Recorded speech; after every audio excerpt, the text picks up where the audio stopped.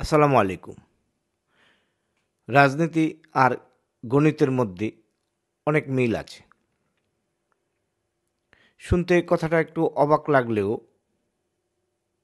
চলুন একটু ভেবে দেখি। গণিতে যদি আপনি একটি মাত্র ধাপে ভুল করেন, পুরো সমাধানটাই ভুল হয়ে যায়। রাজনীতিতেও একই রকম অবস্থা। জনগণের জন্য সঠিক সিদ্ধান্ত না নিলে যত বড় প্রচেষ্টা বা পরিকল্পনাই থাকুক না কেন,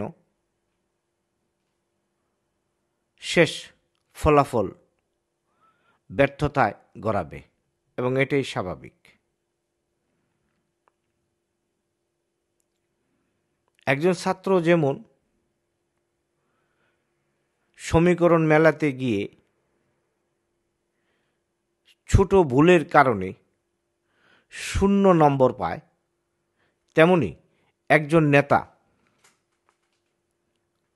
যদি জনগণের বিশ্বাস রাখতে না পারেন,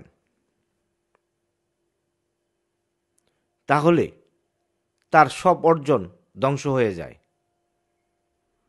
রাজনীতির অঙ্ক আসলে মানুষের মন জয় করার অঙ্ক।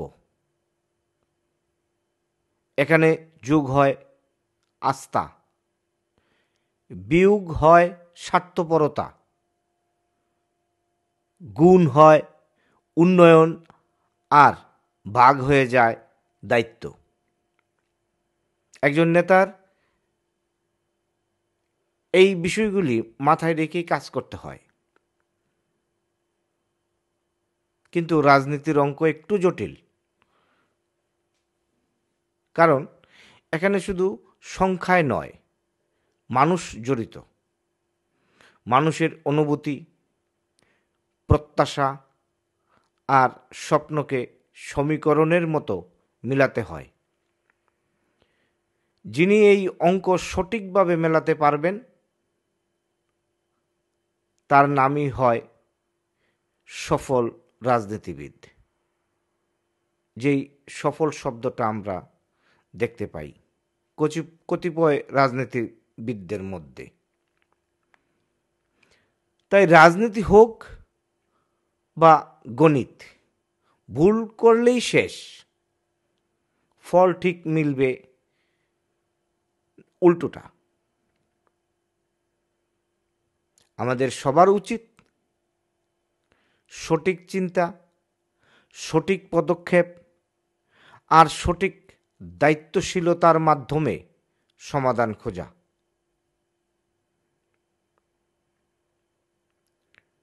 মনে রাখতে হবে, গণিত শেখায় শৃঙ্খলা আর রাজনীতি শেখায় দায়িত্ব। এই দুইয়ের সমন্বয়ে গড়ে ওঠে সুন্দর সমাজ আর উন্নত দেশ। ধন্যবাদ সবাইকে। আজ এ পর্যন্তই। ভালো থাকবেন।